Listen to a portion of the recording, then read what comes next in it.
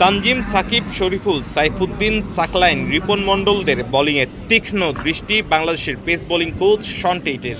বল শেষে ফেরার পথে শিষ্যদের দিচ্ছেন টিপস, যে টিপস শুনে সাফল্য পেলেন রিপন। লিটন দাসকে করলেন বোল্ড। ব্যাটারদের উদ্দেশ্যে একের পর এক ভালো বল ছুঁড়েছেন অন্যান্যরাও। ফর্মের তুঙ্গে থাকা নাহিদ রানা, মুস্তাফিজুর কিংবা তাসকিনদের অভাব নিউজিল্যান্ডের বিপক্ষে আসন্ন টি-20 সিরিজে বুঝতে দিবেন না তারা। প্রতিটি ডেলিভারি দেখে যেন এমনটাই মনে হচ্ছে। ব্যাট হাতেও অনুশীলনে বেশ সিরিয়াস ব্যাটসম্যানরা। লিটন, ইমন, সাইফরা অনুশীলনে ব্যাট চালিয়েছেন পুরোপুরি টি-20 মেজাজেই। অনুশীলনে ব্যাট ঘুরিয়েছেন নাসুম রিশাদরাও।